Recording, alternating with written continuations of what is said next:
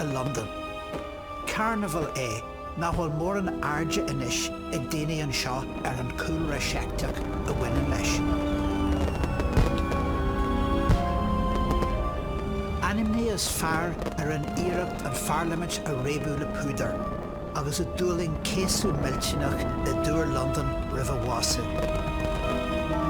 Is írsma an ihe seo ón 7 Ís chuntarteach, lán de chibhlintí fuilteach a creidirh.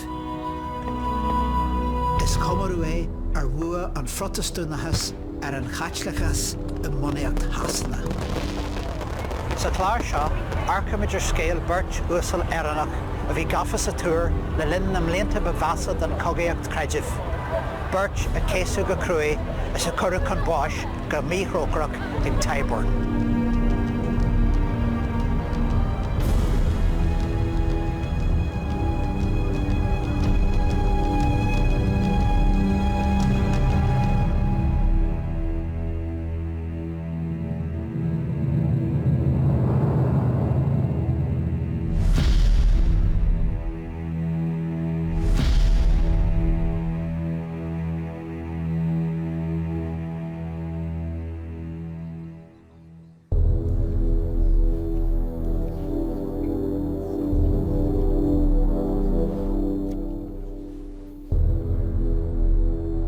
Bhla a clia, 7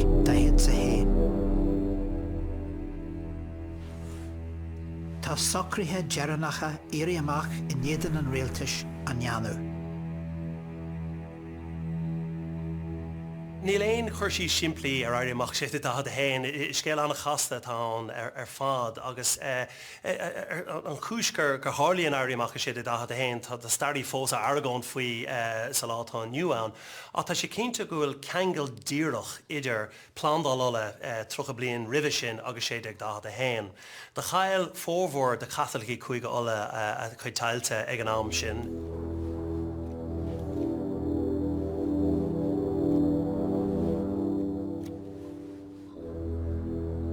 Baghéal Aodh Óg Mac Mathúna ar ó Conchubhar cailte ag héin agus ag winter. Hugh McMahon, he's part of a family that is materially on the decline and really shows the extent of English and British colonisation in Ulster in the 17th century. Ach, when Conchubhar Maguire le clan Gaelach éiri leo cuid de hailte a cheneil le linn na plándala. Rugú Conchubhar Maguire I bhar mama, Iliú in Oxford Fágú tailte fairsinge a ahar igi, agus bhí sé mar ionadaí an chundaí I Parliament wala a clia.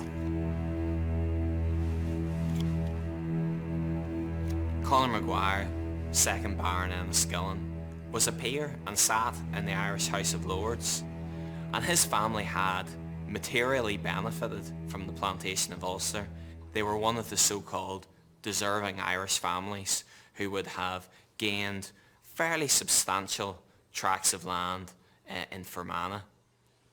Ach fearr éiri go mbeidh leis le linn na plándala, cén fá an éiri sé ma a ginne an réaltais. The estates that they received in the early decades of the 17th century were a fraction of what they would have held before the plantations. So even though they became one of the largest landowners in County Fermanagh, they felt aggrieved that their estates had been much diminished. Nadine few a fórrad aigen I blandán na holla, ní siad sástans na dahadaí, agus tá siad sin lárnach a go ceallaigh, agus an taidé amach a chóirla, mar ní siad in an, hí buntáistí níos fearr ag na nua gail, agus bhí siad sin in an chóras an Éirinn, an chóras ach na míoch, an chóras politiúil, a lábhseáil a bhhad níos fearr ná na gail. Agus fá táhachtach eile, cuasaí creidirh. Bhí bunús na Éirinn fí bhíháin taiste, tuisc na raibh siad sásta a sean chreidiú a thabhairt suas agus ghlacú le chreidiú an stáit. The one thing they were utterly determined to maintain was their Catholicism. They were extremely devout Catholics, and I think this was another factor that was clearly influencing Maguire when he decided that he was going to rise up in rebellion. Tá sé tábhacht go rá seo nach raibh tír námh splách a lorog ag na daoine a go raibh páirteach sa cóhéalaigh seo ag sé ag dahad a hain. Bhí sé de géirí chunra a sochrú leis an rí le cearta na Catholicí a chur a bhaim a ríis. So bhí siad sásta go bheith rí Charles mar rí rí na Éirinn ach ag an am céine go mbeadh carta bonúsach politiúil agus ó haibh an religún de ag Catholicí na Éirinn.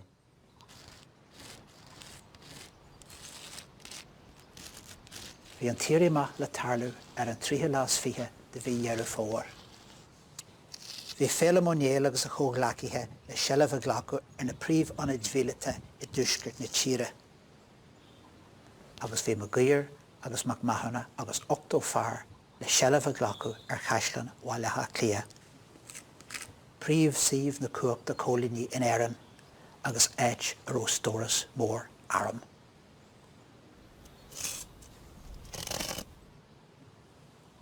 Bhí siad ag éirí úsáid a bhaint as an ganaisacht seachas an lábhléidir, agus an sin agad éileamh a ógurt in aim an ré.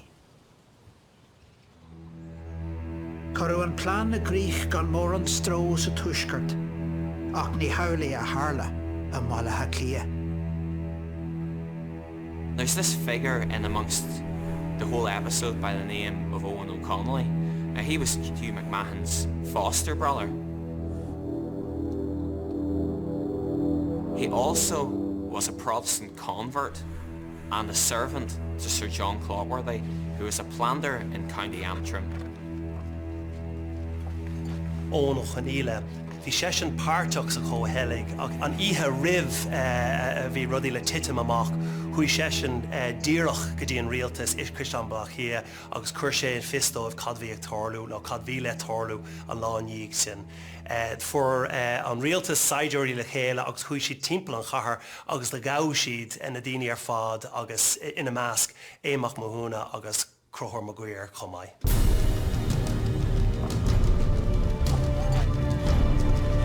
It was such a disaster, not in terms of their cause, not to seize Dublin. Their failure ever to take Dublin was one of the key reasons why the rebellion ultimately failed.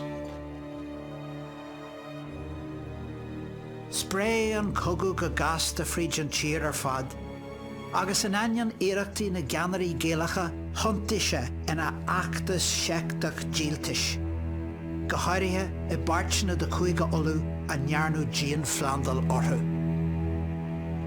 Le linn de Conor Maguire a bheith néhan, hála ár uachasa an seo ag caisleán an tolaí a bharmana.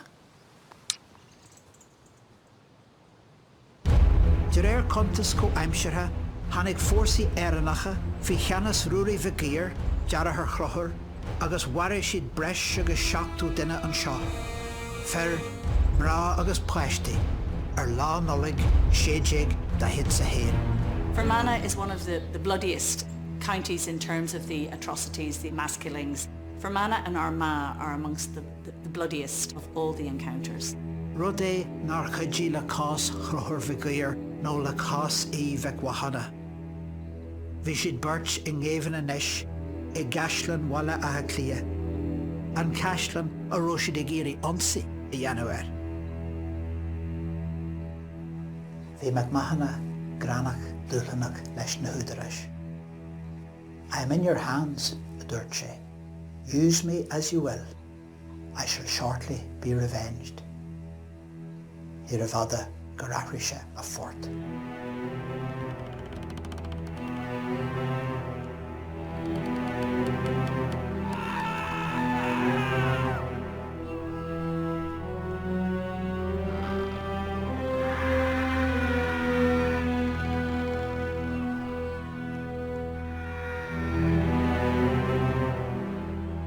Cédó dúirt Conor Maguire nach bhís a hadhí a tarlú ní bheith sé an páirteach in éon cóhéile a chorabé agus ní dúirt sé foiic ach taréis tamil agus taréis céasa chur dadbháil sé go raibh sé mar bheil den drám seo a bhí géirí cuisteán bleach lí a gáháil agus in níag an adbháil sin churacha héin agus é Mac Mathúna trasna go London go túr London.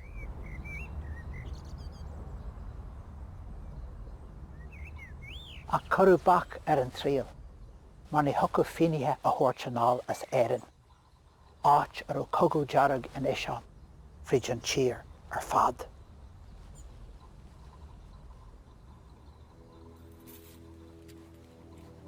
Agus mar war an donas, bhris cogú cahar go hasanna amach, cúpla mí in iad London a bhaint amach.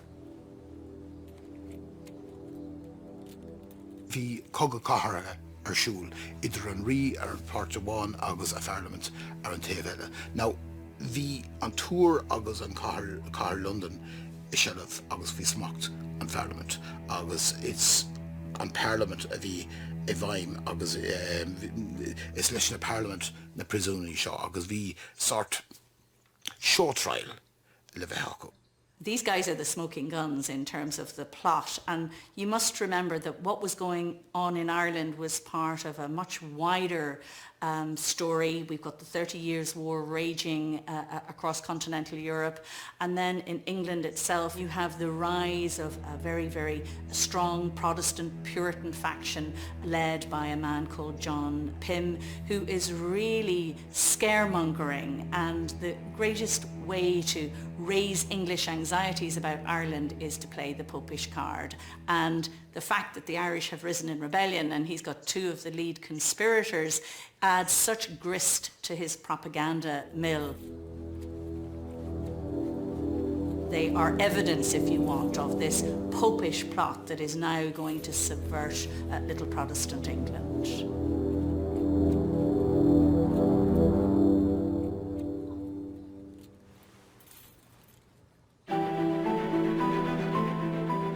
London, Camden a faragna bheits táachtaí assassina. I séad sé ag 23 agus cogú seachta carga ag réabú frid Sassna agus Éirinn. Bhí beirt Éirinnach Gafa is tí an seo. Aodh Óg Mac Mathúna agus Conchubhar Mag Uidhir. Bhí cuasaí gandonach go I bríosún I London. Níor bheith cóide go chorabé mar Catholicí agus mar Éirinnig I London ag an am seo. Bhí grán dearg ag muintear London ach go háirithe ar na Catholicí ar Catholicí Éirinn. So bhí am deachar ar fad ag an béirte go I túir London curach céas go orthú a ríis. Cuma ar an scéal nach chuir mór an teachtó ar éadí bí agus éon rud eile. Accounts from Irish priests which were then sent to the continent demonstrate that they were not being fed, they were given very little light, there was only a very small bed in a really rather small cell in which they were kept. McMahon was racked in order to get some more evidence and testimony from him. Maguire, on the other hand, as far as we know, he wasn't racked. He may have been quite forthcoming with some evidence, or may have been persuadable to give evidence which would have pointed the finger at blame at some rather obvious targets for Parliament, and that may have been the Catholic Church. And of course, point some blame towards the King himself, Charles I. There was a certain symbolic value, if you like, to their capture and to their trial.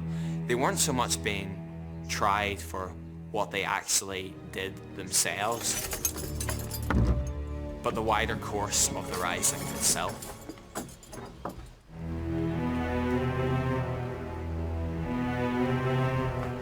I mílúnasa séad dahead a chathair, hanig casú ínta I scéal na birte. Is léir go raibh sort of fúthalamh Catholic I gcathair London san am sin, agus bhí cara éigean a bhí anán cúpla sábha a smuglálas deach go dtí an túirs. Gearr siad tríd an doirse.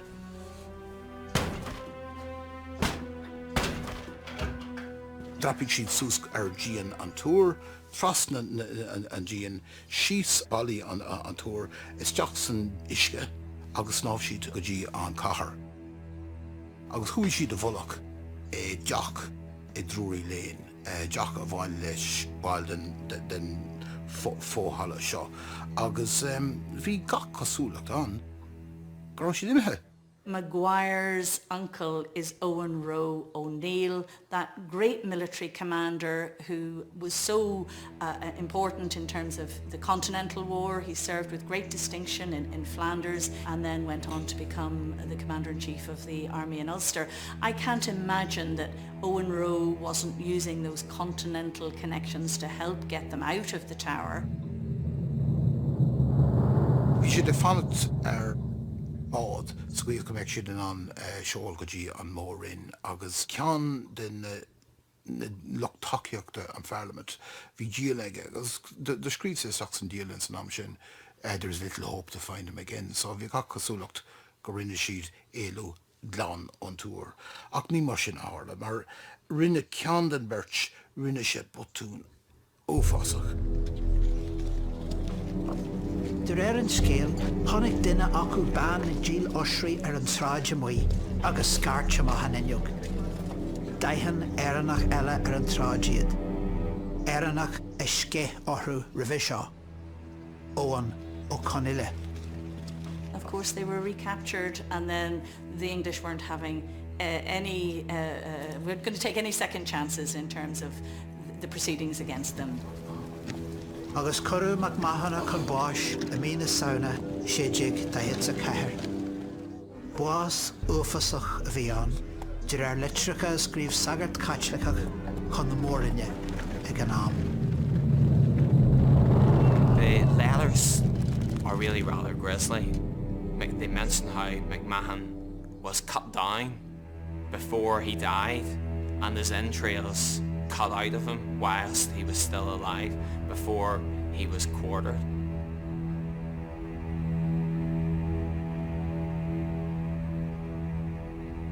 Is meon character McMahon maidir leis an éirí amach. Ach toisc buinte bheith aige le teap an ansithe ar caisleán bhaile clia. Agus ó seochar gur uirring se tríal ard profil agus buas uafasach don tras. Tá omra starúil inis air. Ba bhó a rís an chail a bheith ar crochar Maguire.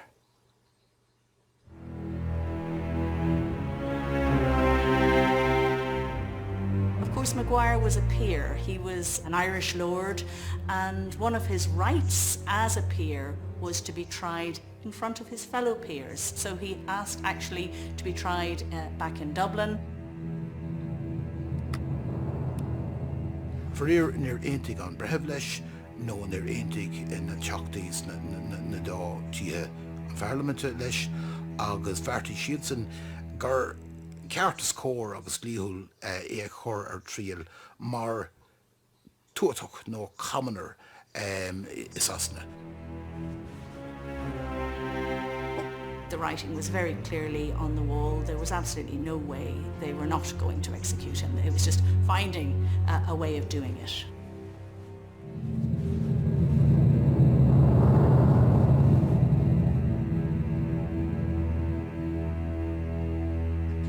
Ní cinne de líthúil atá in our era ach cinne political.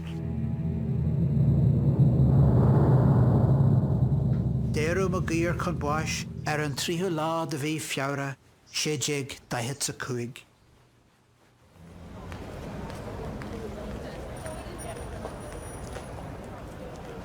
Tarraingú é go Tyburn le buas uafasach tréitire a áil.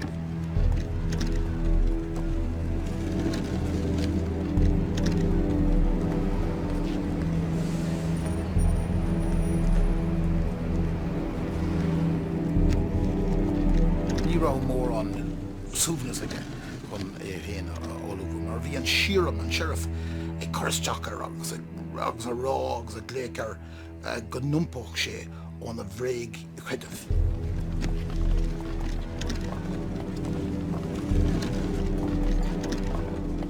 Bhí cróhacht siad Maguire agus dragar sé go stúma go leor in LMG dúirte ná bíag chora is achoram. Ligdom súnas, ligdom me héna olóbhú agus má padracha go rá. Execution is a very public act, and in the 17th century, the one thing the state will try to do is get the accused to recant and say, listen, we are very sorry about what we did, we know we did wrong, and beg forgiveness from the state on the scaffold. And Maguire resolutely refuses to do that. And the other thing he remains committed to is his Catholicism.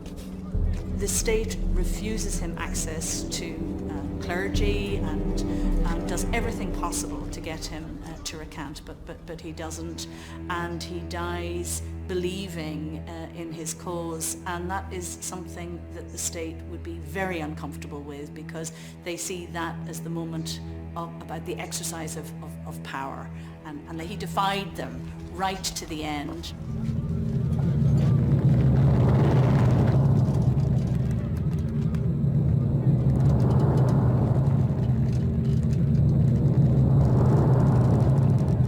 Maguire was also cut down from the gallows at Tyburn while still alive, and with every ounce of his strength he tried to fight off his executioner before he was cut open and his entrails spread across the street.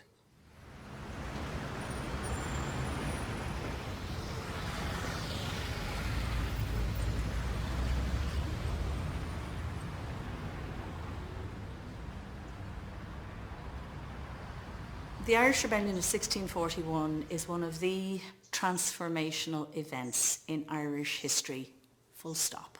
It really is of huge significance at a number of levels. First, more people lost their lives during that decade than at any other moment in Irish history. And that's hugely significant. So the rebellion that this abortive plot triggered unleashed a decade of bloodletting, and episodes of ethnic cleansing, mass killing and other atrocities happened. Catholic against Protestant, Protestant against Catholics. It's one of the darkest moments in our history, without a doubt. Cailach níos mó na fiche cuaig fan géad de déanra na tíre ag an am seo. So I measc na hachtarí seo go léir, tá sais dearma déint ar an beirt seo agus cad a tharla dó. Ach ag an am céine an achtar sin éirí amach sé de dahad a hain, tá sé iontocht tábhachtach. Deir a tháinig Cromwell tras na chuir sé ruaig ar na Catholic beagna go thomláin as an tír ó thaobh tír na talún de, so tháinig ahrú bonúsach ó ar Éirinn de bhór éirí amach sé de dahad a hain. And out of that we see the emergence of the Protestant ascendancy of the 18th century. So the rebellion shaped the face of modern Irish history, without a doubt. Tréimh sé inar cothaíú agus inar buaníú, scoilteanna, seachtacha agus politiúla. Jimar tionach ar láidir ar stair na Éirinn ina dhéisian go dtí an lá aniu hain. Agus ar nua, bhí a ról hain le himirt ag túr London sa stair sin. Sa héad Clár eile, arcamid ar scéal bhirt phoblachtanach Éireannach a bhí Gafa an seo sa túr. Tamil sul ar tugu amach chun na dréalach iad agus chun na másaithe. Bhí duine acu ina hagart Caitlicach agus an duine eile ar an ridire dearannach Éireannach sa túr in 1960.